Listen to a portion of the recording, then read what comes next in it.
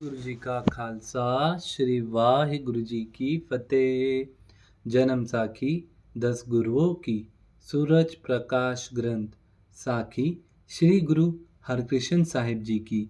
दिल्ली जाकर रोगियों के रोग दूर करना। पंजो करे से चलकर रतन रतन संगत को दर्शन और खुशी प्रदान करते हुए गुरुजी का राजा जय सिंह ने निवास अपने बंगले में करवा दिया और आप जी के दिल्ली पहुंचने की खबर बादशाह को दे दी। उस समय दिल्ली शहर में हैजा की बीमारी से बहुत लोग बीमार थे। गुरुजी का आना सुनकर बहुत रोगी आप जी के पास आने लगे।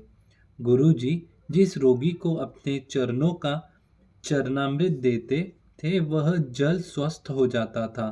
इस प्रकार जब आपकी महिमा को सुनकर बहुत रोगी आप जी के पास आने लगे तो आप जी ने एक कुंड बनवा दिया जिसमें अमृत समय के सिमरन से उठकर अपने चरणों की छोह का पानी उसमें भर देते थे।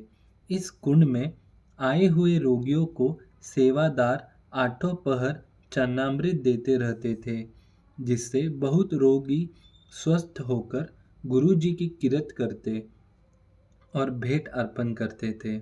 इस वार्ता को सुनकर श्री गुरु गोबिंद सिंह जी ने अरदास में यह शब्द रखे हैं, श्री हर कृष्ण धियाइए जिस डिठे सब दुख जाए, श्री हर कृष्ण धियाइए। बादशाह का शहजादों को गुरुजी के पास भेजना। राजा जय सिंह ने जब बादशाह को बताया कि गुरुजी ने मेरे बंगले में आकर निवास किया है तो उसने दूसरे दिन अपने शहजादों को राजा जय सिंह से भेंट देकर गुरुजी के पास भेजा। शहजादे ने बादशाह की ओर से गुरुजी को भेंट अर्पण करके माथा टेका और प्रार्थना की कि बादशाह आप जी के दर्शन करना चाहता है। गुरुजी ने कहा, हमारा प्रण है कि हम किसी बादशाह के माथे नहीं लगेंगे।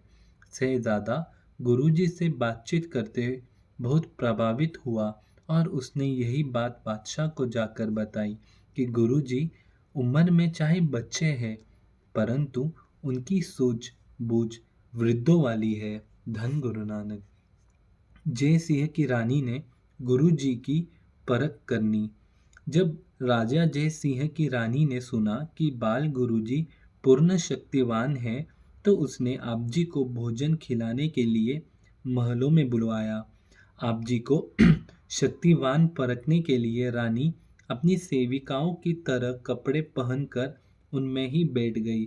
अंतर्यामी बाल गुरुजी अपनी माता जी साहिब जब राजा के महलों में गए तब सभी रानियों आदि सेविकाओं आप जी के चरण पर माथा टेक कर बैठ गई।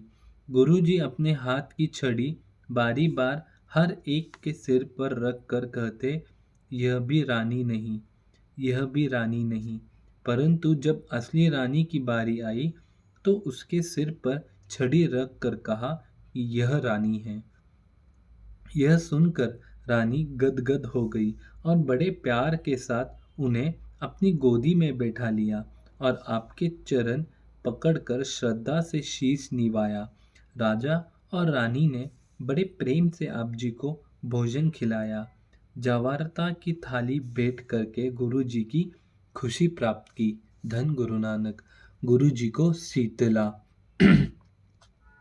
रानियों से वापस आकर कुछ समय के पश्चात गुरु जी को बुखार हो गया, जिससे सिखों और माता जी को चिंता हो गई। इस बुखार के साथ दूसरे दिन ही गुरु जी को शीतला निकल आई।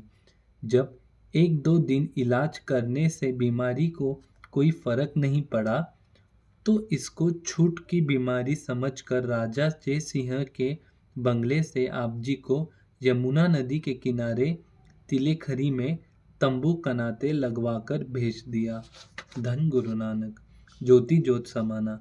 यहाँ यमुना नदी के किनारे गुरु जी को 2 दिन और 2 रात बहुत कष्ट रहा, जिससे आप जी की हालत बहुत खराब हो गई। सिखों ने प्रार्थना करके पूछा कि महाराज, संगत के लिए क्या आज्ञा है, किसके जिम्मे लगा चले हो, घर घर गुरु बन बैठेगे, इसलिए संगत का बाजू किससे पकड़ आओगे, कृपा करके बता दो। इसके उत्तर में गुरुजी ने अपने मसंद भाई गुरुबख्श से एक और 5 पैसे मंगवाकर थाल में रखकर उनको माथा टेक कर कहा कि बाबा बसिहा जी गराम बकाले, बनी गुरु संगत सकल समाले। यह वचन करके आप जी खुश के आसन पर चद्दर तान कर लेट गए और शरीर त्याग कर स्वर्ग सिधारे। श्री गुरु हरकृष्ण जी 5 साल 2 महीने की उम्र में गुरु गद्दी पर बैठकर 2 साल 5 महीने गुरुत्व करके चैत्र सुदी विक्रमी को ज्योति जोत समाए। धन गुरु नानक। वाहिगुरु जी का खालसा, श्री वाहिगुरु जी की फतेह। धन गुरु नानक। धन गुरु नानक।